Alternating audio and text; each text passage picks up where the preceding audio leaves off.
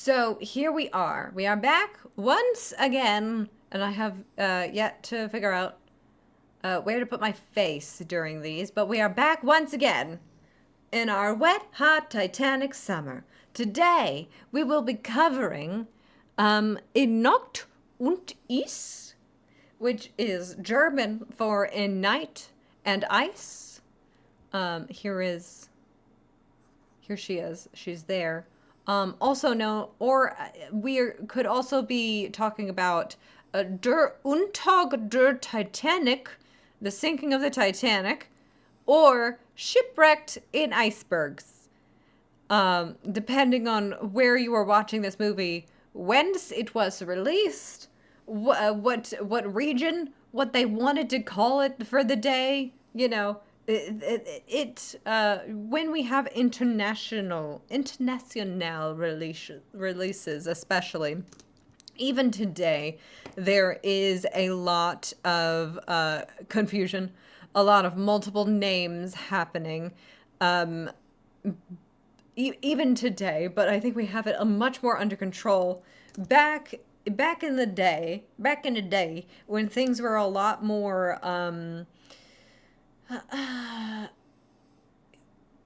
There was more of a Wild West attitude, right? Not everybody was so connected with the internet or even with television or even with radio all that much at this point, right? It's the 1910 times. And they were weird. So there is what any given theater, right, what they put up on the marquee was not really enforced as much. So a lot of things got titles that were just kind of, like whatever. It was whatever you feel like it. But the most common form of referring to this particular film is in Nacht und Eis, right? The first one, in Night and Ice. So that's what we are going to be looking at today. In Nacht und Eis, started again was, as you might have seen, 1912. 1912 was the year that this tragedy happened. Titanic sunk on the 15th, completed sinking on the 15th of April, 1912. This is another movie that was released the same year that it happened, and began its filming only a month later, or a month later, in May of 1912, and completed its filming in June, right? Again, a very short turnaround of production, because that's just what movies took back then. You could make a movie in a month or so. However, this movie was a particularly long movie for the time, right? As what we learned last time with Saved from the Titanic, the average movie length was about 10 to 15 minutes long. In Nacht und Eis, being 35 minutes, is actually 3 times as long as the average movie at the time, right? So this was a big project, which made the month-long filming, right, still a rather quick turnaround, right? I believe, if I remember correctly, Saved from the Titanic was filmed for only a week, maybe, or two. And only a week from the only a week from the actual sinking itself, including a survivor. So surviving it and then turning right around and making a movie of it. Go see about Dorothy Gibson's strange life and strange tale. Last time. This movie was as you might have guessed from the title, being in German. It was a German production, Continental Kunstfilm, which was which it stands for. It was basically just like continental art.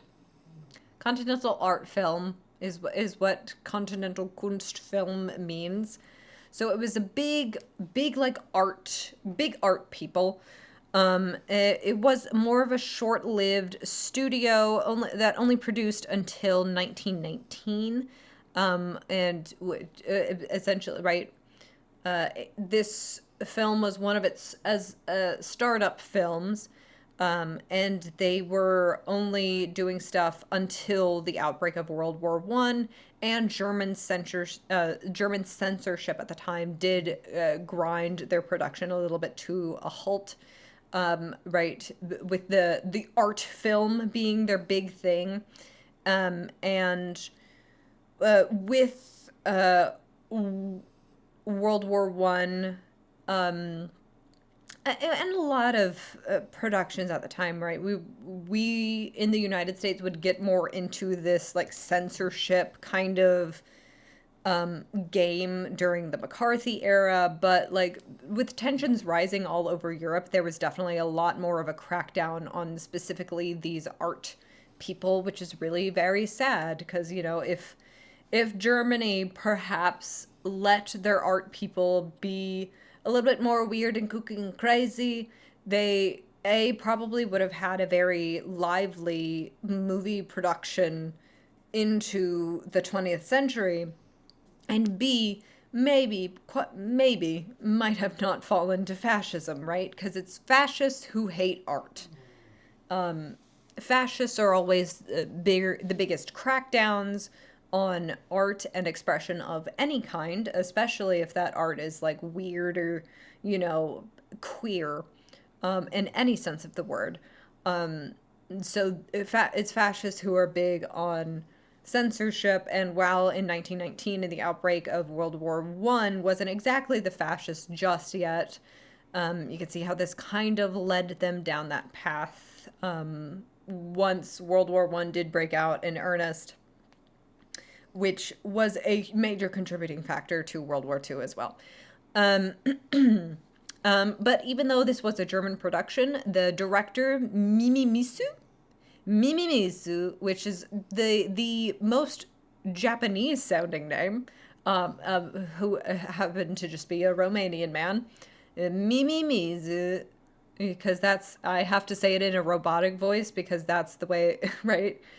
I learned anything from that. I've learned how to speak in Japanese from that, from my Duolingo robot voice. So, Mimimizu. That's how you have to say that. In conjunction to being the director, Mimimizu also plays the second wireless operator, which is a major focus of this film, is the wireless operators. Their story, along with the captain interacting with them, is a major plot point of the film.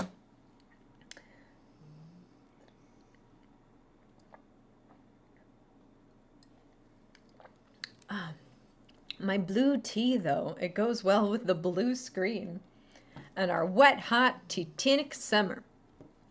Okay.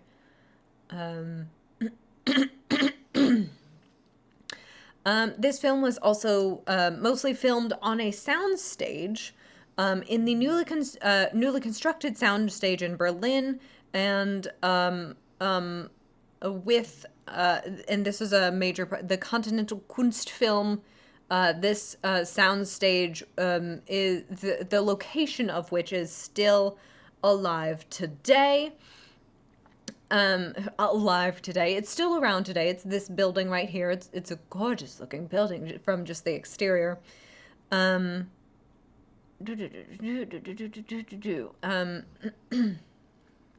Yes, where are all of my notes about this though? Oh, there they are. So this sound stage was the physical stage itself was bought by Film Atelier GmbH Gumbagoof. Film Atelier Gumpf, which, as you can imagine, Film Atelier Gumpf with a G, FAG, an amazing abbreviation of that that company. Amazing. And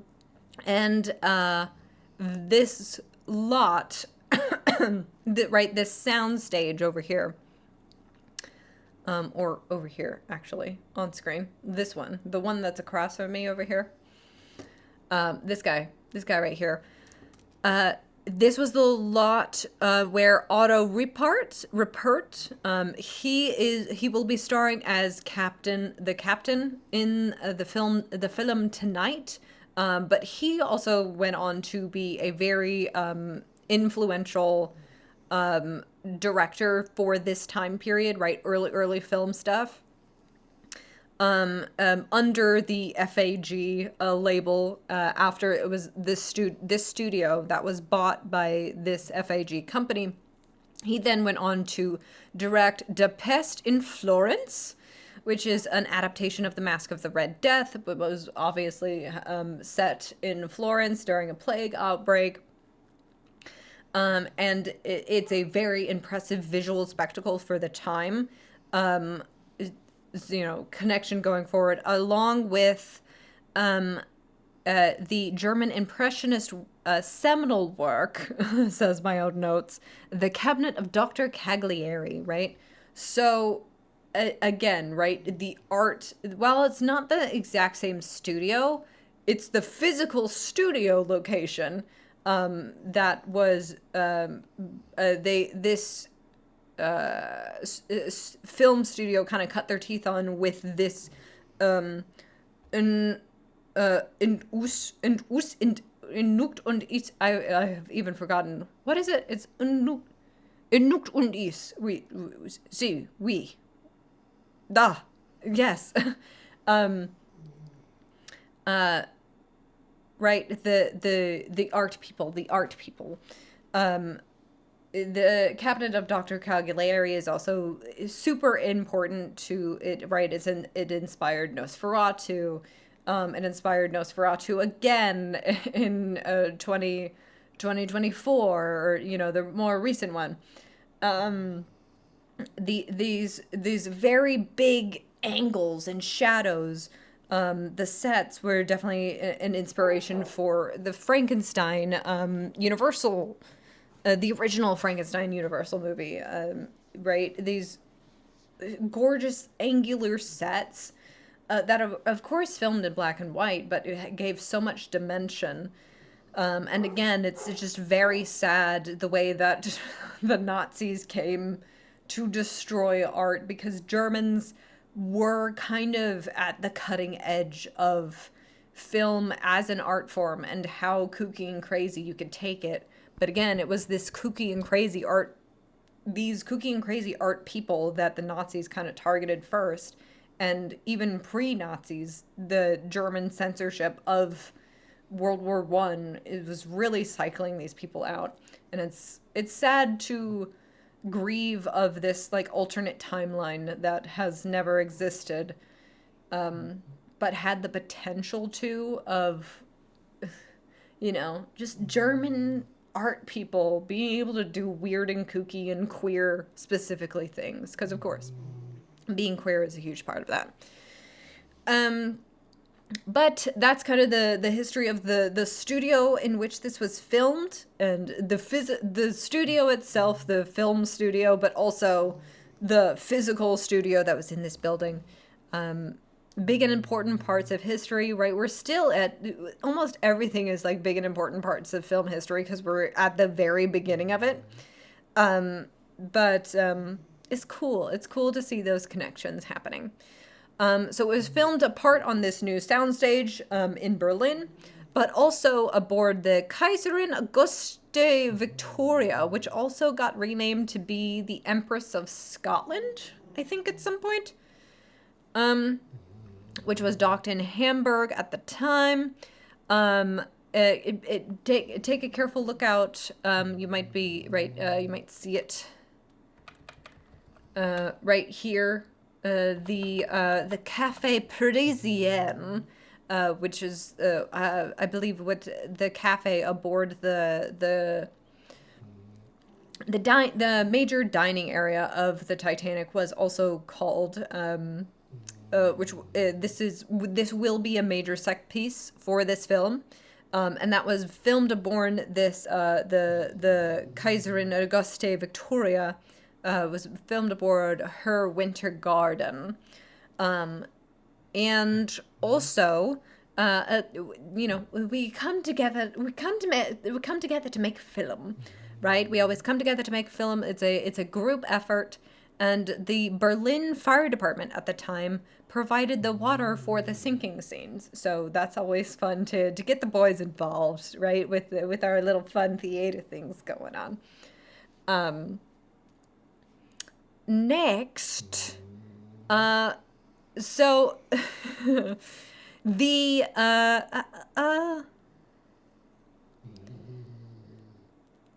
it is this film was again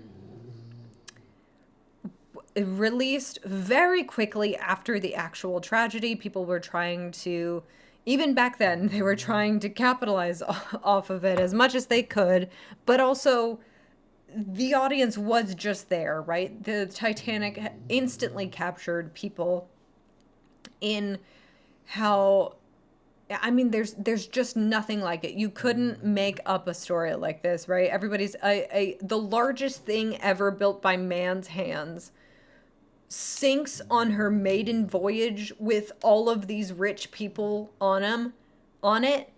It's like it's such an interesting story, and you couldn't write something this seemingly contrived, right? Your editor would push it back to you like going, nah, come on, that's a little too on the nose.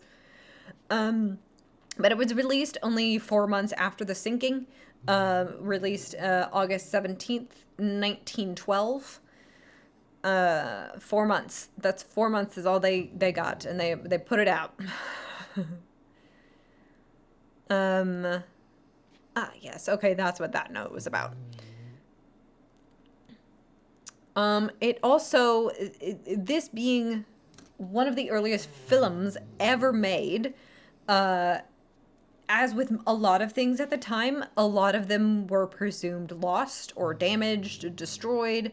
Overall, sometimes we did not have the reverence for keeping film the way that we did now, right? A lot of early movies were most of the time just thrown away, like burnt intentionally and destroyed to make room for new movies because we just had them in like shelves in the back.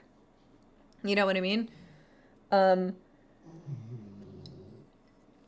on top of the fact that like the cellulose that we originally printed, right, actual film strips that we printed these movies on, are very delicate and they do disintegrate with age, unintentionally. So a lot of them are in not great condition, even if they do survive to this day.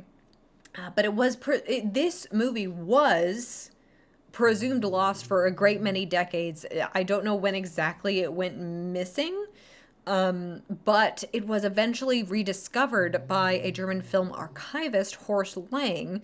He saw like a little advertisement or a story about it in the newspaper and was just like, "Hey, wait a minute, guys. That movie's not lost. Like I got it right here in my house." So, and that is what is so extremely cool about a lot of very old films, is that unfortunately we have lost quite a lot of them, but for these like comeback stories, these win stories of, you know, lost media coming back, it really is just like these guys with a niche interest going like, "Hey, wait a minute, I have that." Like we don't need to mourn her. Like she's still right. She's not dead. She's right here with me. And so the rediscovered movie was re-released in August 28th, 1998, which you know, if they just released it like 10 days earlier, they probably it would have made it be the re-release come out 86 years to the day. But who knows? Maybe they put out the news story like for the anniversary of the release of it, and it was the 10 days of him going, "Hey, wait a minute, no, I got it, guys." Anyway, but that's very cool that it for 86 years, approximately, it was presumed lost, and that it was, hey, just back. We got it back, and now we get to, view it even still to this day. So that's awesome.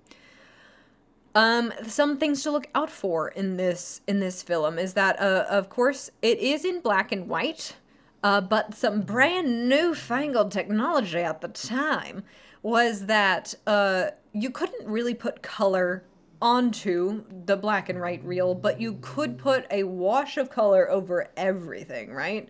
So the color tinting, a lot of it is used to emphasize the mood of a scene. So put your little thinking caps on, right? Your little media literacy hats on to go like, why is the color chosen for this or this specific instance, right? What is this adding to the scene? What was the director, Mimi Mizu, trying to tell me to, what was he trying to get me to feel at this point? So that's some brand new fangled technology. Wow. A color tinting gel over the whole thing. Tray cool. Also, another thing to look out for is the story of the Allison family. They're not referenced by name in this film, but they are referenced in a big way. The Allison family, as you can see, the pictures on the screen, the pictures on the string, they were one of the only first-class families to have mostly perished in the tragedy, right?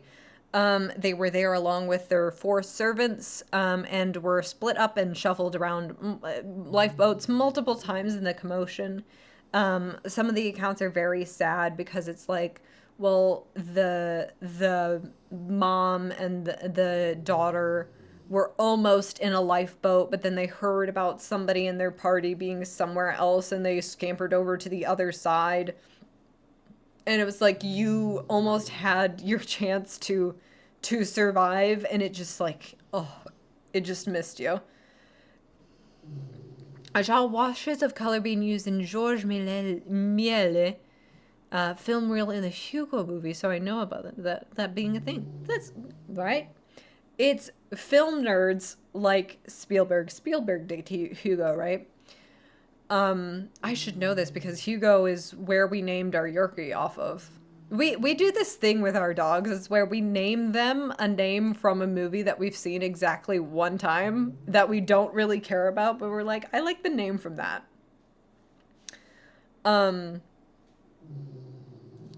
That's the only thing I know. Scorsese. Ah, yes, of course. I should have known it was Scorsese. Because Hugo, our dog, is a very Scorsese guy.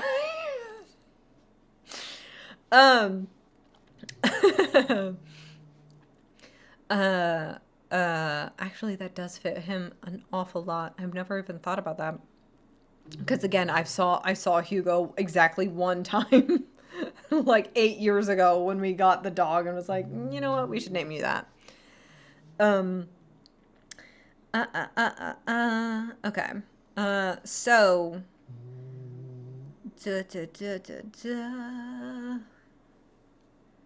So, oh, right. Okay. So the family is, it was Hudson.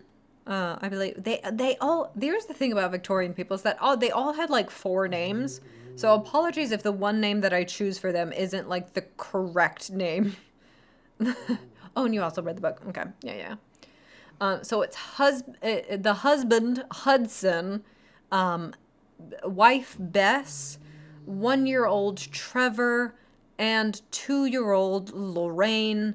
And this is Trevor with his nanny, Alice Cleaver. Right. So the family also had their 4 extra servants, split up and shuffled. Bess Waldo was one of only 4 class women to die in the tragedy, right? Because we had the whole women and children first, and of course it was women and children of the first class who got to get into the lifeboats first. along with the pandemonium of people like thinking that they were safer on the ship itself rather than in the lifeboats on open sea, but then you know how things happened. And Helen Lorraine, the 2-year old, was the only child of first or second class to die. And that was mostly because she was with her mother. And there was a lot of, right? So Trevor would be with his nanny, Alice Cleaver, for the night. And in the pandemonium of having the family be split up, this process of women and children first, and you know the who could actually get on the boats, and who was in the boats, and who was still on the ship, and who was not. Right, where is the baby? Is the baby with the nanny, or is the baby back in the cabin? Who knows where they are? I'm a mother. I have my one child. I'm not gonna get into a lifeboat without my other child. Where's my other child? And unfortunately, they were tragic losses. Bess and Lorraine. Their bodies were never found, but Hudson and George, the family's butler, were a couple of the bodies that were recovered from the water. Eventually, there was another boat that I can't recall the name of that did the body scavenging. Right? Because the Carpathia came to take away the people who were still alive, and it was a second boat that came to retrieve the bodies that were there, at least to retrieve. And as you know, with Lorraine and Bess never being recovered, quite a lot of the bodies were never recovered or documented or able to be identified once they were recovered, because it's bodies in water. Bodies in water is a horrible decomposition rate. There's a lot of bloating that happens. It's not a pretty picture. A lot of people are very unrecognizable in death, period. So add to that some like fantastical elements of nature not helping the situation.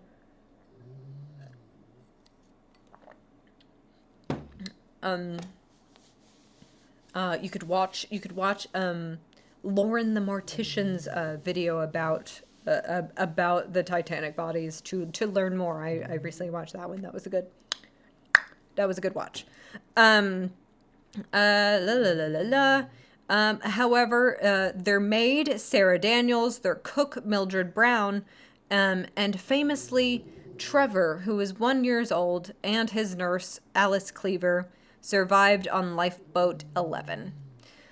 There is quite a lot of drama on this, as you can tell, right? This story kind of went down in history because it was this fabulously wealthy family that was all destroyed except for the 1 year old, right? So he became the heir apparent of this fabulously wealthy family at 1 year old, right? A baby being the only one to survive out of all of his family is entirely tragic, no matter how rich they are.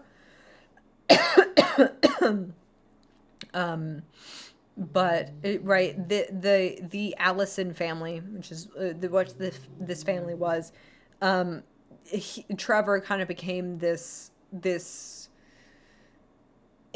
another incredible story from the Titanic, specifically of him just being like a little guy and now being one of the richest people out there, and he's just a baby.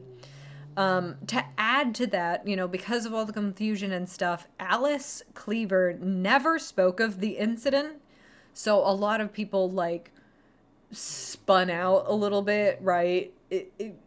They got their, especially because, you know, the Titanic being a story that is entirely about class, these lower class servants that got to survive more than the ultra wealthy family. In the aftermath of that, a lot of people like blamed Alice Cleaver for being a poor who survived over her masters. How dare she? And also like perhaps suspected that like, oh, she like intentionally made Bess go like on this wild goose chase all over the ship, not telling her that she had the other baby, and like made her go die, right? Who's to say how true that is? There are plenty of dramatizations of the Titanic tragedy that play more into that suspected aspect of their story or go the other way around. It's been portrayed both ways. We will hopefully see that come up and you know, maybe we also put on our thinking caps for when those come up in later films about like how much of this is just like anti-misogyny and also, you know, poor hatred because she was a servant for this family. Also kind of tragedy. Trevor only made it to, I think, 18 or 19 before he died from food poisoning. Which is crazy to survive the Titanic when you're literally a year old and then just can't handle my spice. Oops, I pooped myself to death, essentially. What a way to go. But that's the Allison family. There will be a reference to them in this film, and they are kind of a very famous story of the Titanic, and that's why the reference might come and go kind of quickly. But that's what they're referencing when they, again, don't name the Allison family by name, but they will reference little Trevor. Also, something to look for is the 26-foot model that was made by the CK. What was their name again? Continental Kunstfilm. The co-founder, who was also an engineer, so he got to, you know, again, back when CEOs actually knew how to do even just anything. They added so much more to the craft that they were funding as well. So, we will now get into viewing Nacht und Eis. Here we go. We will begin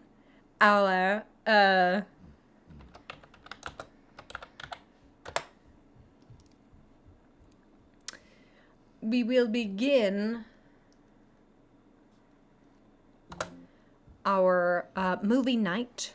So I hope you are ready. You're tucked in. You have something to keep you company, maybe some snacks. But we will be beginning our viewing experience tonight. We'll have a little intro to get you in the mood. Imagine we're in the theater, right? We're in the theater right now, and the lights are coming down. Ooh, okay. And here we go. Let us begin with our viewing experience. We come to this place for magic. We come to gay MC theatres to laugh, to cry, to care. 'Cause we need that. All of us. That indescribable feeling you get when the lights begin to dim and you go somewhere you've never been before.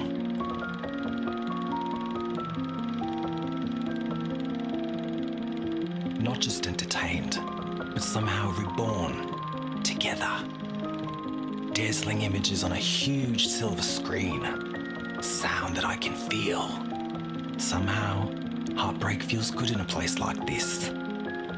Our heroes feel like the best part of us, and stories feel perfect and powerful. Welcome in, Wally. Because here, they are. Gay MC Theatres. We make movies better. All right, everybody settle down. We're in the theater, okay?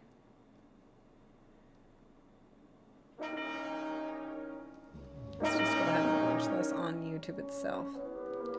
And here is Nacht und Eis, it being a silent film. Of course, is this a parody? It is the costume Nicole Kidman AMC parody. In Night and Ice, a drama at sea, a true story based on authentic reports. Act 1. I will be, this is also by the Titanic officers. Great little website. Ooh. The giant ship Titanic in Southampton Harbor. Passengers go on board. I will be narrating, as we do. A billionaire and his wife who perished on Titanic board the ship in the foreground with travel cap and car veil, respectively.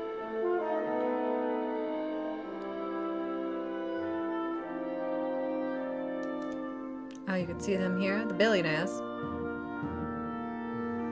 The billionaires.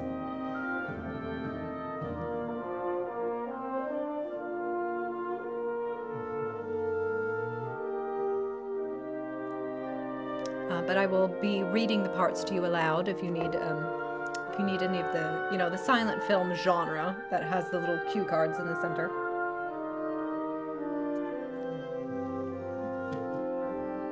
We come to this place to laugh, to cry.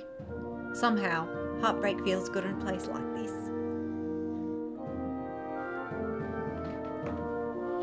The passenger's luggage is taken aboard.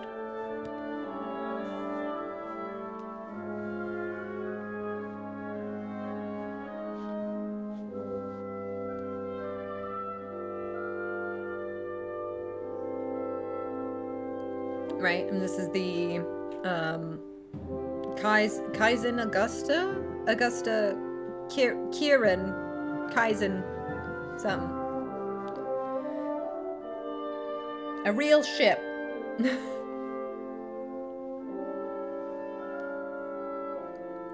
The stewards bring the suitcases aboard, and I do love this guy. Oh. I guess the cue cards in between for silent films is a lost art form, right?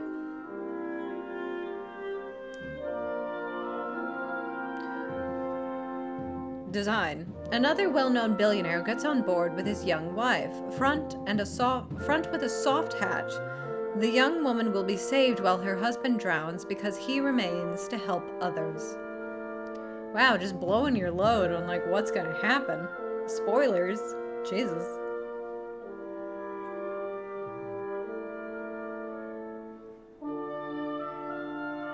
A billionaire and his young wife. There they go.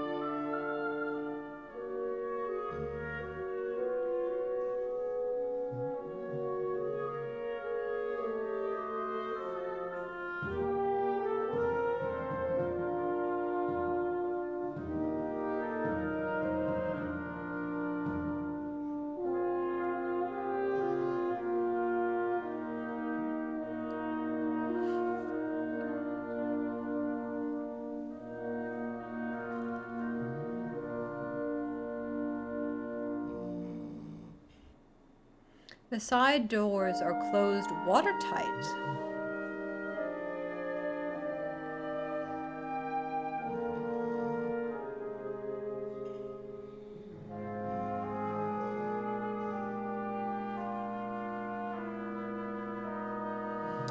Foreplay was invented.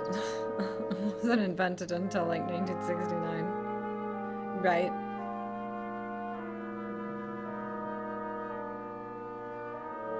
Nice that it's in 69. Nice. The ship departs from the quay to anchor in the open sea of the port. Whatever that combination of words mean. Does anybody know what that means? I don't know anything about ship language, For this being wet hot Titanic summer, I don't know anything about what the fuck they're talking about. Oh, good old Tropic. Lowering a boat in the harbor. Wow. They're really lowering a boat into the harbor. Wow.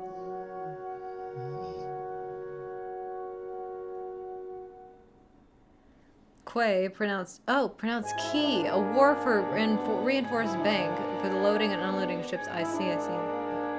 A large tender comes alongside the Titanic to bring more emigrants on board. Emigrants, not immigrants. Emigrants. A key. Wharf for reinforced bank.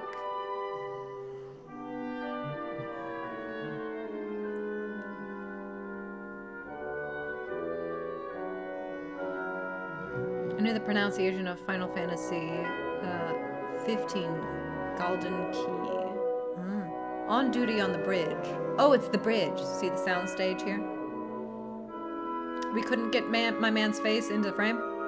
The first officer observes passing ships, including the four-stack steamer Augusta Victoria of the Hamburg America line. So that's this ship that they're filming this movie about the Titanic on, like, waved goodbye to the Titanic. So they say in this film. And that's the captain is played by Otto Rittenberg, who went on to be a more prolific director on his own right.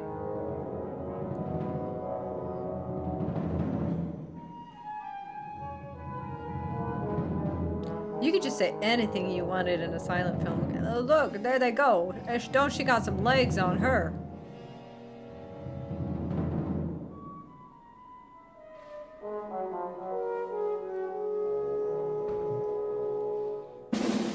The ship's band performs Home Sweet Home. Is that what this song is right here?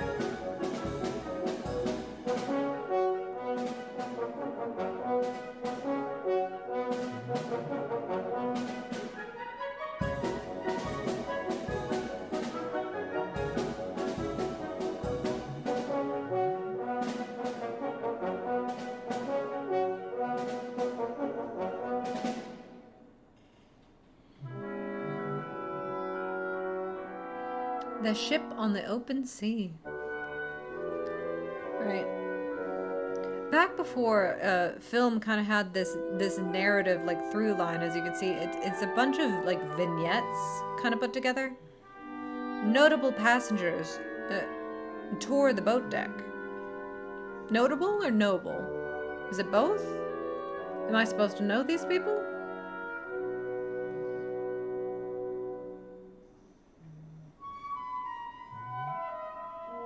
For how notable they are, they can't seem to get in front of this fucking boat that's in the foreground. Oh. See, this dress is very much like Rose's boarding dress, perhaps not. With her big hat, you know.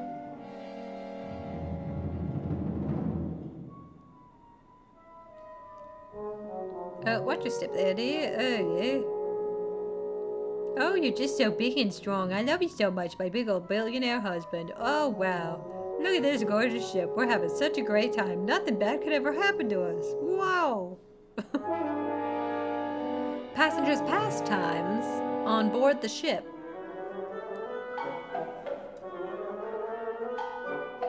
Gay. Gay? You gotta pull up your ass? Gay? Fighting another man? Gay? Bouncing on it. Bouncing on it? Gay? Homosexual? Gay? Gay?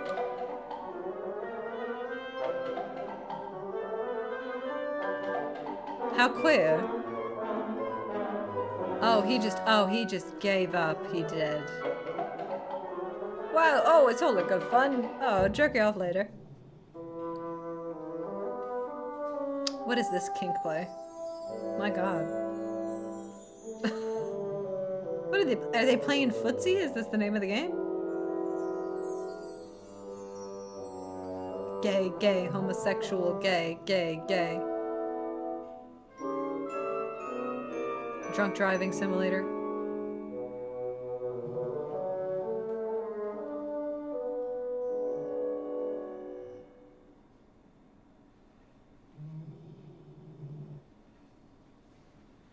End of part 1.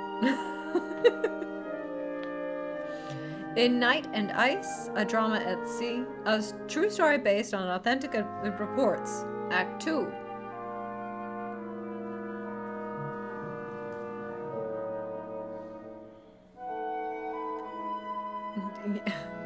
Yes, he gave you up.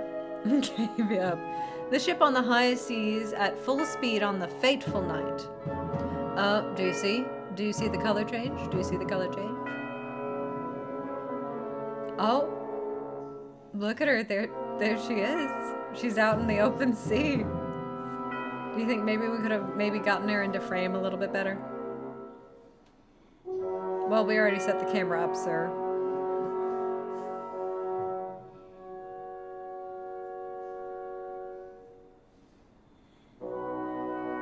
A sailor is ordered to keep a lookout in the crow's nest.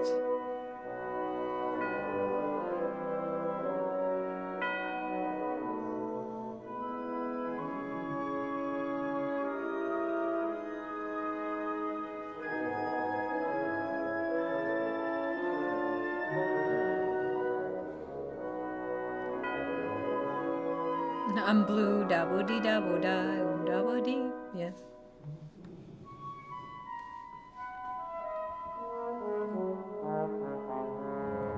Okay, that was a long shot of not much happening.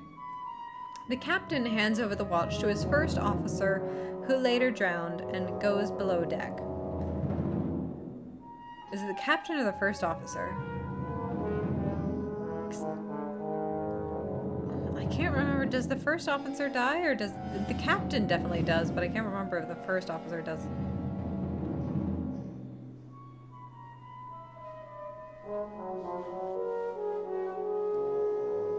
Fetty Wap.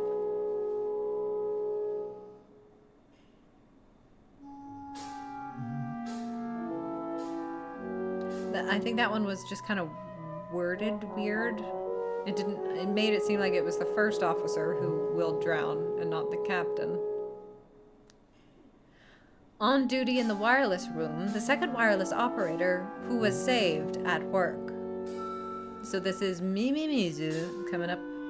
William McAster Murdoch, the first officer, did die. Oh, he did. Okay. Ah, well, yes.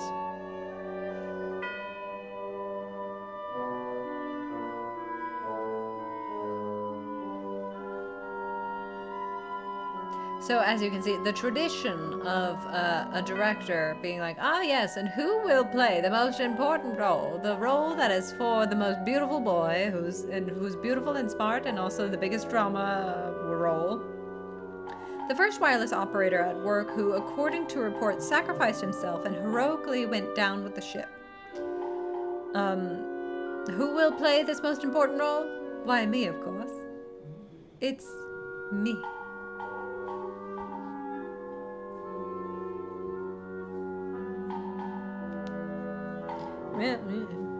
Very well. The first officer inspects the bridge.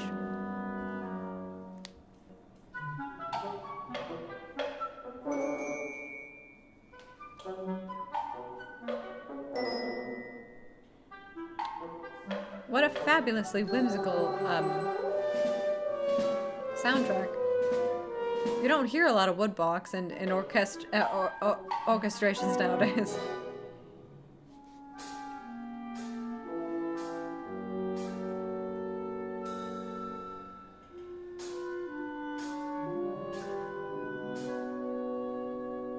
And the drama of this stage moving back and forth, right? Boop, boop, boop, boop, boop, boop, boop, boop.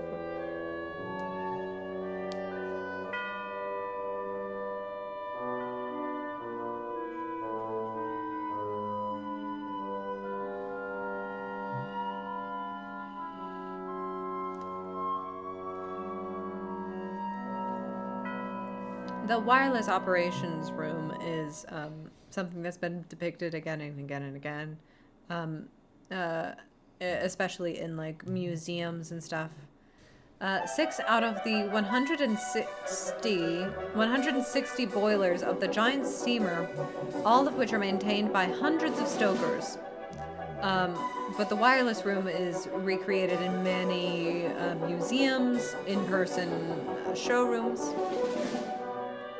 Right, you can see how this has a bit of like a red tint to it. A little bit different from the orange or yellow tint that is for like the happy scenes.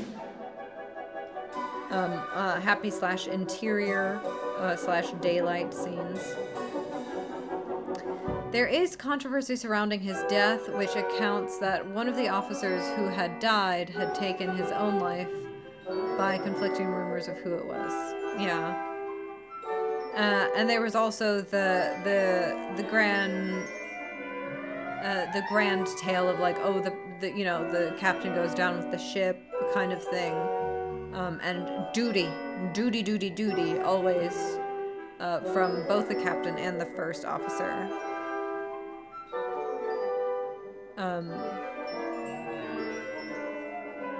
Right.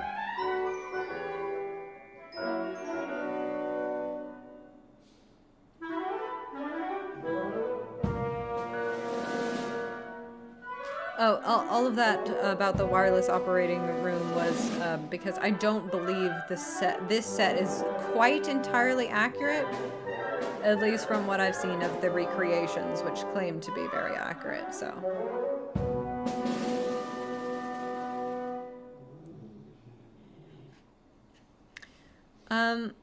Preparations in the luxury apartments for the evening aboard. Oh, here we go. We're at a party, baby. Oh, see, green. It's tinted green. Green for money, perhaps. Oh, look at me. I'm so rich in my gorgeous, gorgeous gown. Nothing bad will ever happen to me.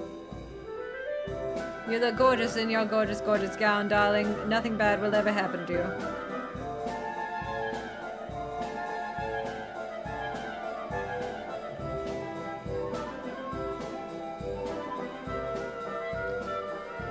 The little billionaire heir, who was rescued by his nanny to preserve the family name since the whole family sacrificed themselves. So this is a reference to the Allison family. Of course, not a very accurate portrayal, because this child looks to be like 8 years old. When of course, and you know, I'm assuming what's supposed to be the sister, she was also only 2 years old. But you know, the little heir to the billionaire family.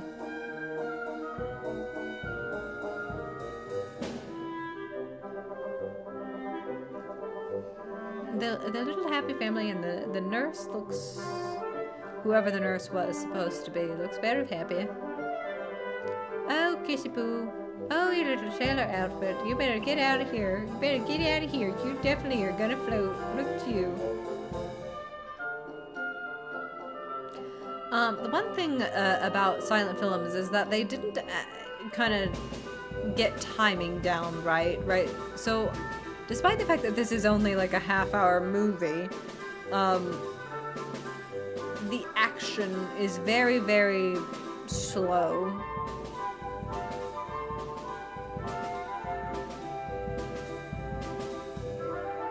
There wasn't like this sense of like editing down and getting. Oh my goodness. He's got to take his bath, or he's getting in his night dress.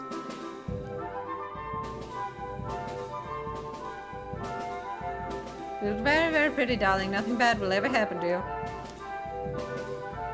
Nothing bad will ever happen to me.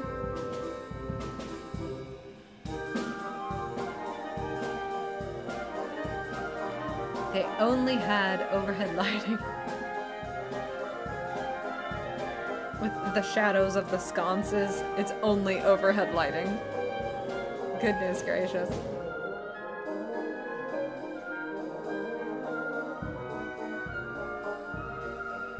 See, the nurses, this adaptation of Alice Cleaver is nice, right? She's taking care of the kid. Look at her, she's smiling and everything. Preparation in a sleeping cabin for the evening entertainment at the Café Parisien.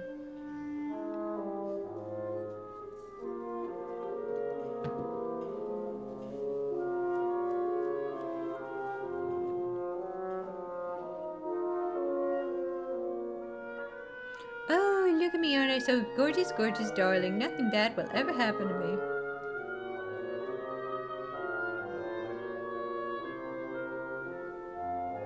You look gorgeous, gorgeous, darling. Nothing bad will ever happen to you.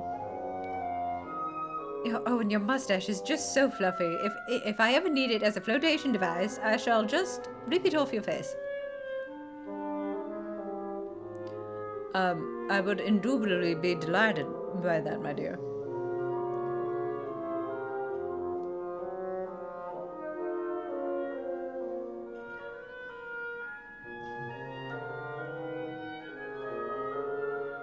Oh yes, my robe. This will definitely not weigh me down if I need to go swimming, because nothing bad will ever happen to me.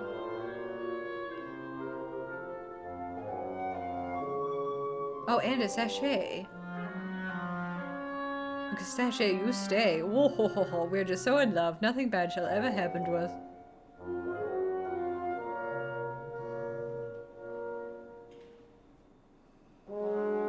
Oh, we're outside again.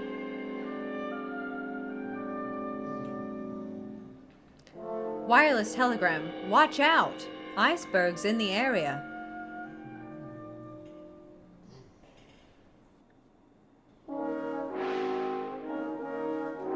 Oh my god, there are icebergs in the area. What the hell are you all thinking about? Get your little ass out there and look for icebergs.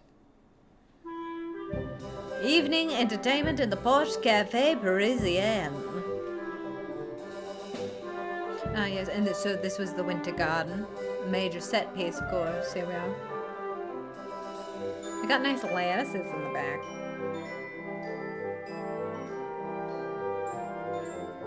Oh, look at me in my gorgeous, gorgeous dress. Nothing bad shall ever happen to me. Oh my god, you look so gorgeous in your gorgeous, gorgeous dress. Nothing bad shall ever happen to you.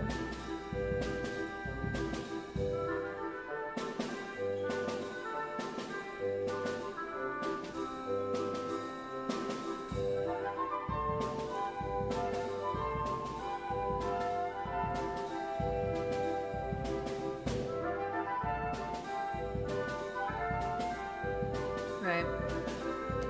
And this is what is perhaps so interesting about this film is because, you know, this was made a month after the incident.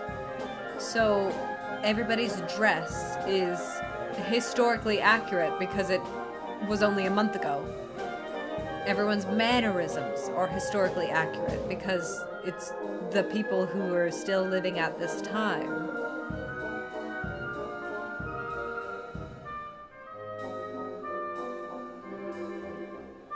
Of course, it's being played up for being at the moving pictures and all that, but, like... And this is kind of eerie, you know?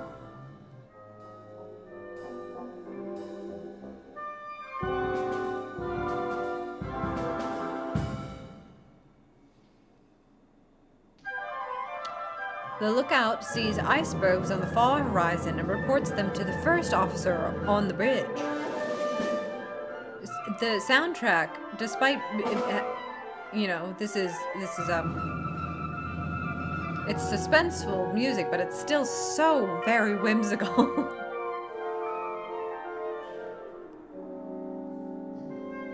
Oh, there they are, the icebergs, guys. What is this? Did they just not see in the viewfinder that you needed to tilt the camera up just like this much? Or did the top part of this get cut off over the years? Oh, okay, yeah. Oh my god. Oh no. Oh, iceberg. Oh my god. Oh no. He keeps looking so hard. Oh no. Oh, it's icebergs. Some of the huge icebergs that form an ice field were so close that a collision with the ship seems inevitable. Talk about a chilly reception. I mean, you did have to act that big in a silent film, because... Oh no. Oh, sir, you'll never guess what's in the water right now.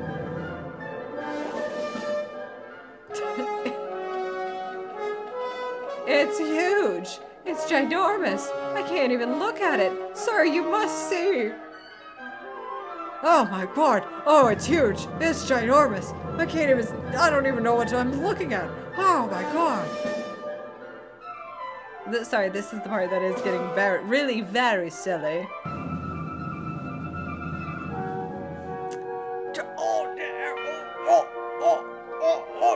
Oh, no! Oh no!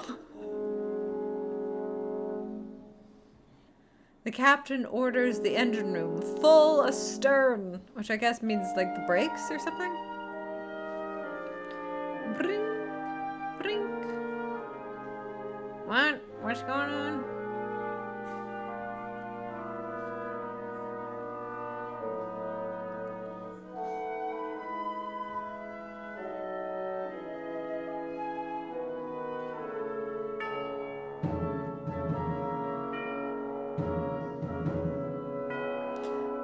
Astern, with or having the stern foremost, backwards. Oh, throw it into reverse. Oh my god. Oh no.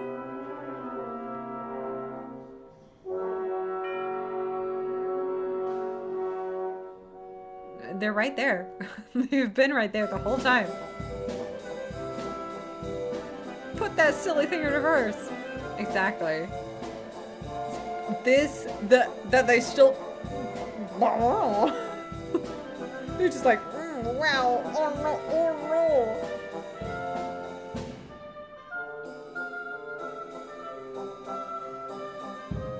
We're seeing just a little bit of damage. It's all the damage seems to happen in these old films, like right down the center.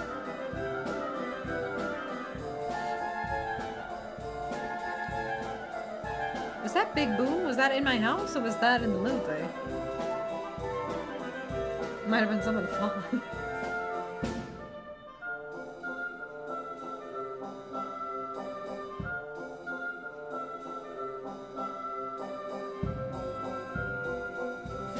I didn't hear a big boom. I guess that must have been my house.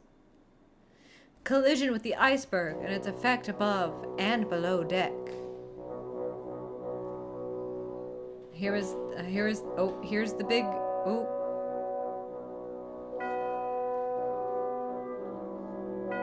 oh, here she comes.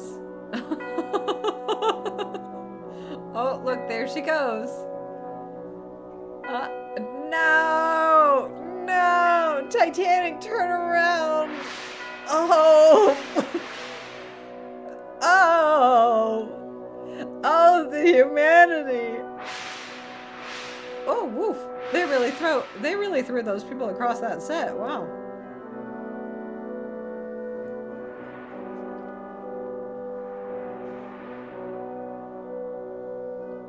Although first-hand accounts of the Titanic, the collision was nigh on unnoticeable.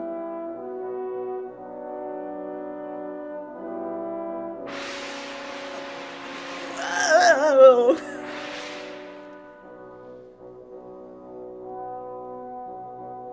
Do you think are they moving the camera or are they moving the whole stage? They're definitely moving the whole stage. Oh my goodness. Oh my gosh, what is this?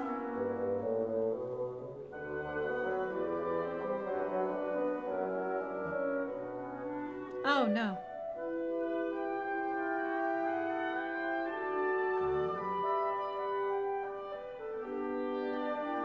Oh, he's crying. Oh, the poor baby.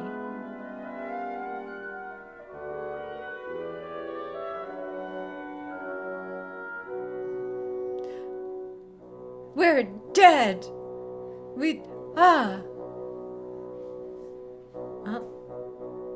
look at them. There they go.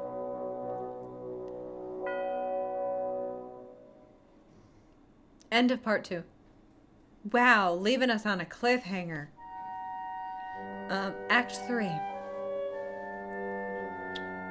In Nacht und Eis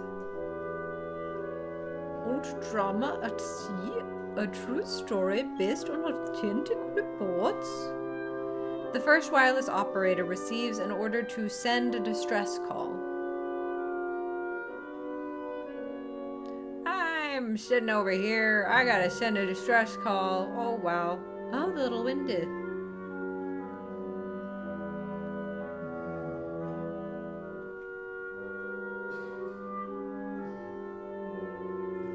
Wow, there's so many knobs and things to press. I would really like to go into that room, and I would like to do all the knobs and stuff like this. Look out there! Look out there! Oh my goodness, something bad might happen to us tonight.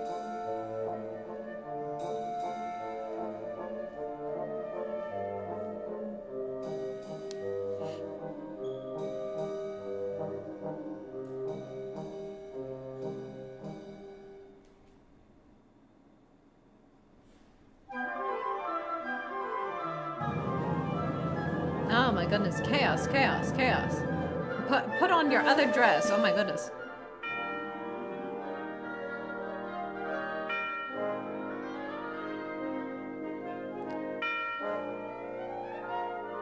Something bad is always happening to me. The lifeboats are prepared for lowering.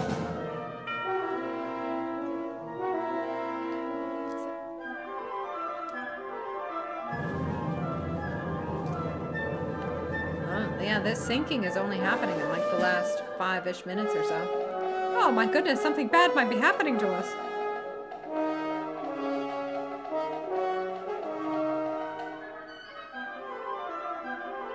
Of course, we have the blue filter on to symbolize nighttime outside. Let's see, actually, that was still greenish. Oh, she's tilting. Oh my god! I see icebergs.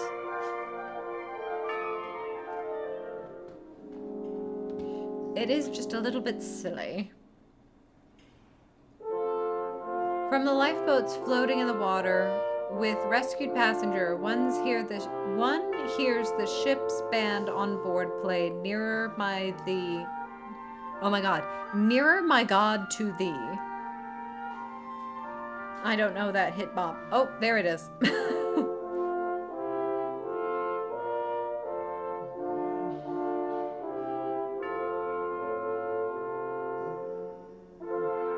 Nearer, my God, to thee, nearer to thee.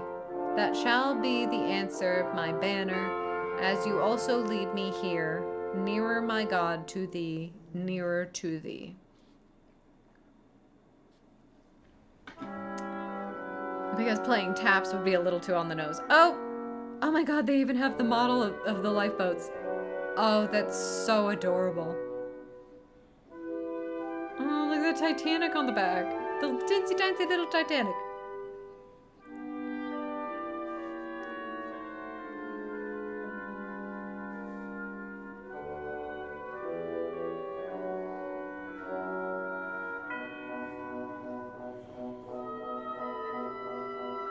Oh, there they are.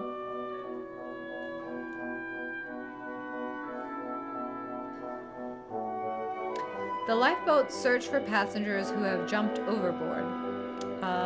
They really didn't do that all that much. Oh, look at the stunts. Oh my god. Oh my god. Oh, I'm in the water. Oh, help me. Oh, help me up. Something bad is happening to me right now. Did they get clearance for this stunt? Oh my god.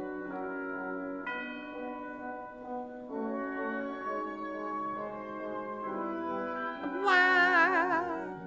Oh, look at the drama.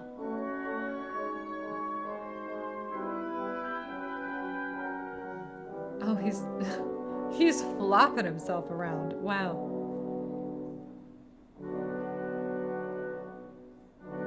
Well, this shot has some great composition. I don't know if they exactly intended for those lifeboats to drift out of frame, but the water that floods the boiler rooms causes the boilers to explode. Large flames blow out of the smokestacks.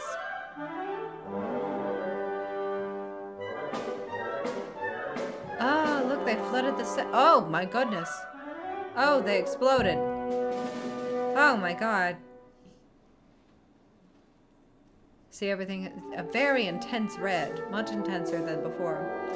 The ship sinks deeper and deeper. The first wireless operator remains unshaken at his post and sends his emergency distress calls. Oh, look at the water flooding in. Oh, no.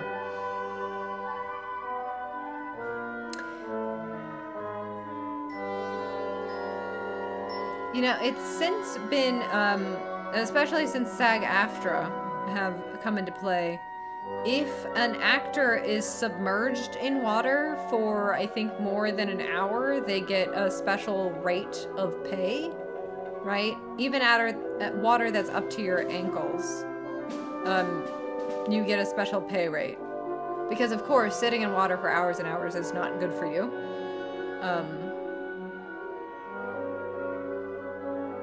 So, a lot of the times when you see like an actor, it'll just be them like coming out of water. So they'll be, the captain calls out to the passengers on deck, "Be British."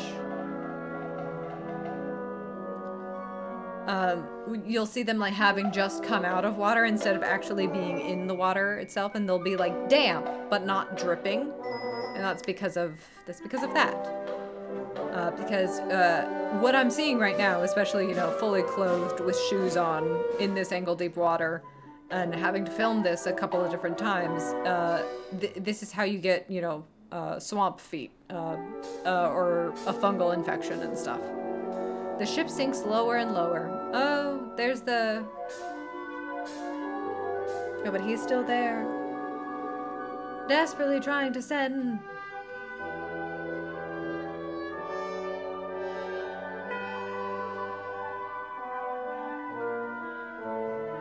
Oh, okay. I'll keep messaging.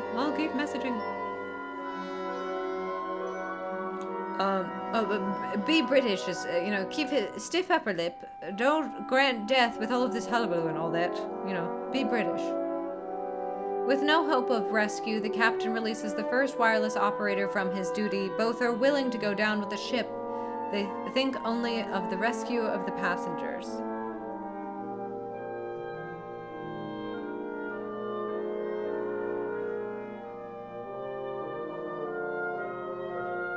Emotional.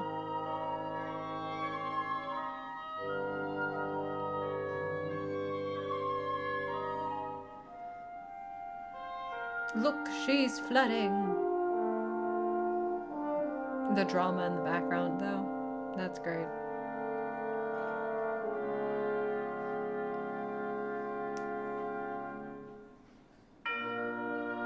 That's the second operator, right? So that's Mimizu, I think, behind through the window. I'm pretty sure. With his mustache. Be British. Something bad is happening to you tonight.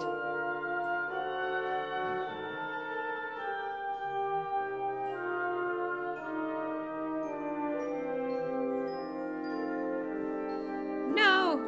Please come outside. Please save yourself.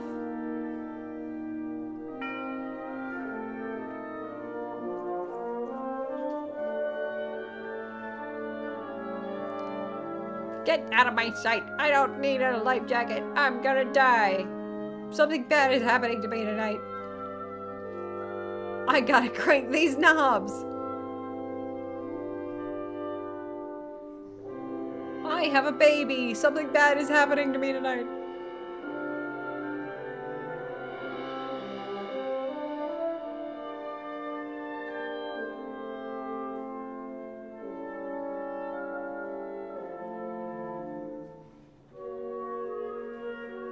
The captain, pushed overboard by a wave, rescues a drowning man and takes him to a lifeboat. He refuses to be rescued. There is my ship. I'm going down with it. And some reports of Captain Smith did say that he did bring someone over to a ship, and that he disappeared into the waves.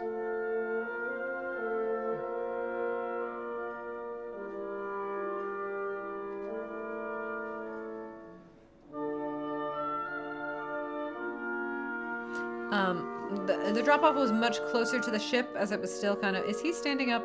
Are they in very short water?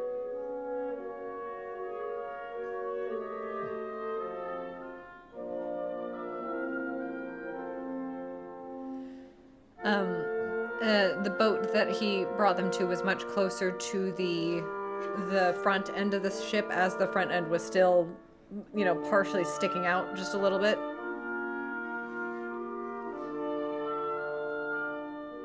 But he, receded back. There he goes. Captain.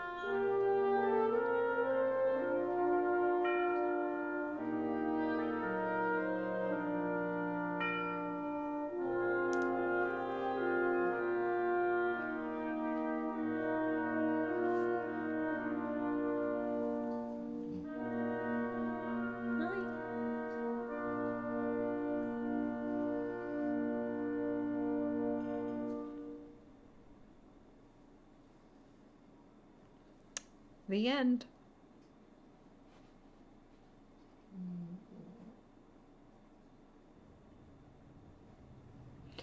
Director, Mimi Mizu. Camera, Willie... Stifling Deutsche Kinematik, Berlin, 1998. The basis for this restoration was an original Nitro copy from Schwindischen, which is archived in the Stiftung Deutsche Kinematik. This was supplemented with material from other contemporary copies. With thanks, Cinematica fans, London.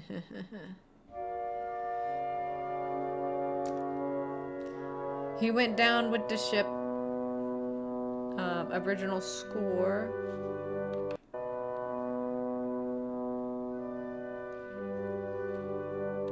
Live recording. Conservatory.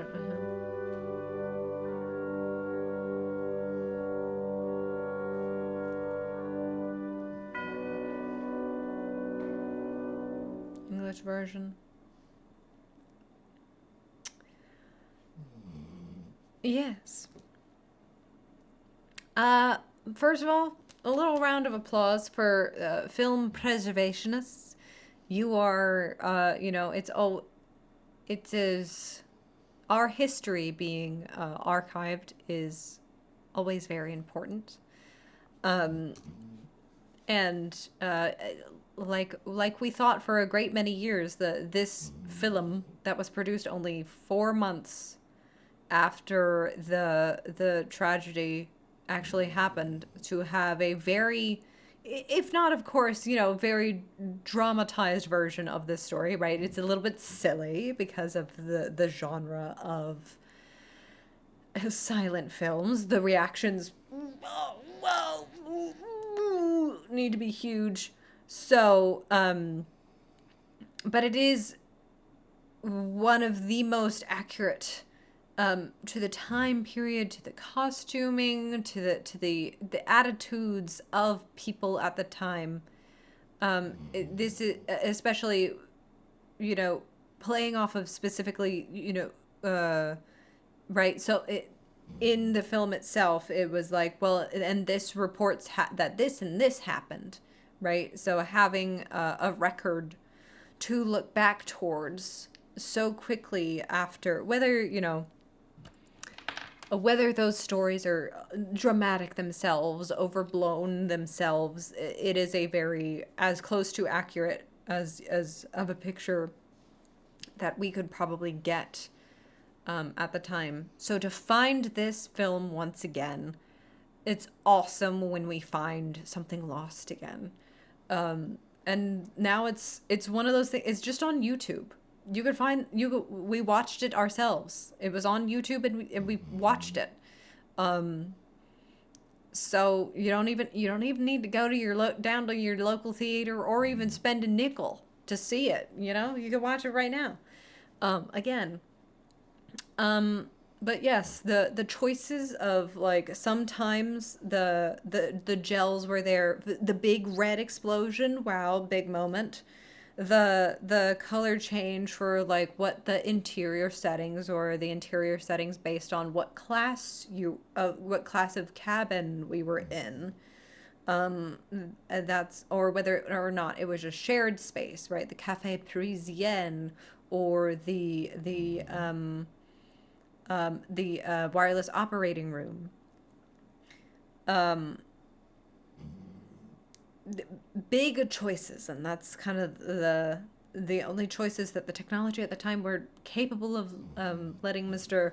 Mimimizu make at the time. So, you know, as always, human beings always make art around boundaries, and like sometimes it's nice to put a boundary or two in there to let them see how creative they can get. I feel like I'm talking like an alien who's like doing some experiments with human beings. It's like, oh yes, let's give them a little puzzle to solve and see how well they do with this one.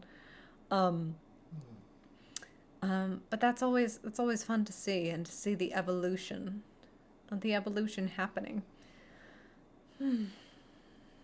Wow.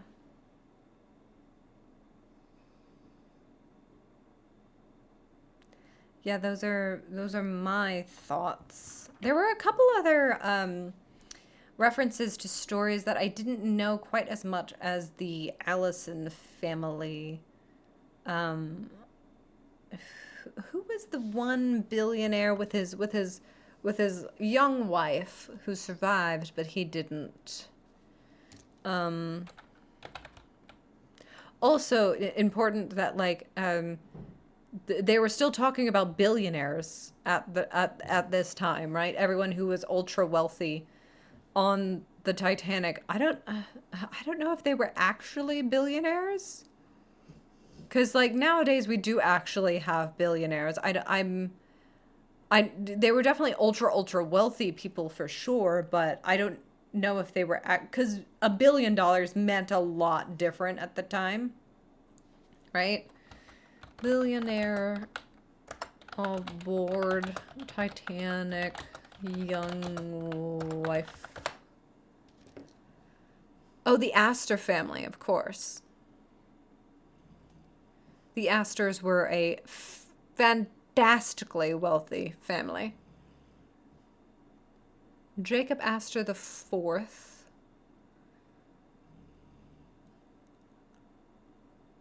He had a net worth of roughly $86 million, which is the equivalent of $2.9 billion in 2025 when he died. So yeah, they were not there was no billionaires yet at the time, but they still called them that. Uh, Unless that because this whole thing was translated for the re-release, perhaps in like the right when it was covered when it was recovered in the 90s. So maybe in order to translate it not only from German but to also translate it to the modern day audience at the time, they did say, oh yeah, these were billionaires. Maybe they were just called millionaires in the original translation. Who knows? I don't know. I don't know, certainly. But yeah, that was in Nacht und Eis. General themes of self-sacrifice, duty, being British, of course, you know, you stiff upper lip and all that. Meet death as a gentleman, not with all this silly sally and flim flam. Don't cry about it. What is there to cry about? You're gonna die either way. Yeah, those are my thoughts. Oh my god. Sorry, I'm just seeing the Jacksepticeye. Because, of course, my entire algorithm now is just Titanic videos. So the Jacksepticeye experiencing the Titanic in VR. That's the juxtaposition, you know, of In Nacht und Eis, the 1912 film adaptation, to experiencing it for yourself in VR. Wow. Wow. Wow. How far we have come.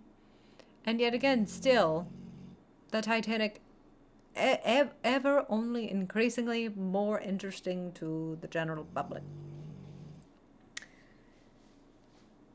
She's just that girl. Okay, let's see. How much? Oh, we do have some creasing though. I think my eyes just are creasing eyes. But we're not that bad, especially when we only have the one color. We can still smudge her a little bit. Smudge her back into place. I do think it makes the color stand out a lot more though. We'll have to do a test maybe though, if we see like, because it definitely feels, it feels very nice. It feels like nothing's there, right? But we did have some smudging anyway. I think that's just how creasy my eyes are themselves. But that's kind of all there is tonight. I hope you enjoyed our viewing experience for Nacht und Eis. We will be doing this again on Thursday, if all goes according to plan. You know, some things may happen. Who knows what?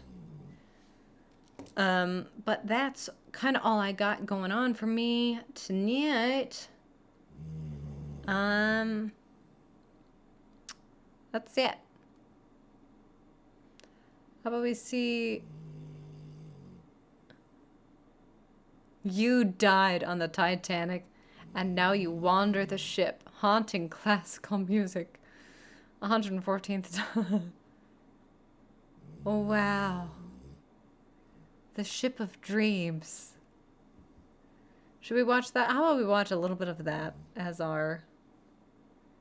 We'll watch a little bit of this as our playing us out song. Nemo's Dreamscapes. Amazing. Amazing. There, of course, is the grand staircase. But I'll just let you all watch this as our final closer for the night. Remember to do your duty and be British. Meet death as a gentleman with not all that fuss and such.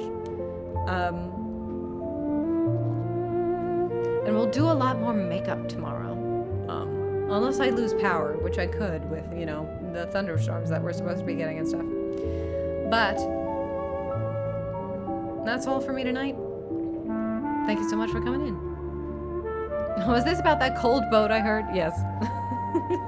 the cold one. You know, the boat that's cold. Big and cold. You know. She's also wet. Thank you so much, Sam. You have a good night, too. All right. I will see you all next time. Have a hauntingly good night. Bye-bye.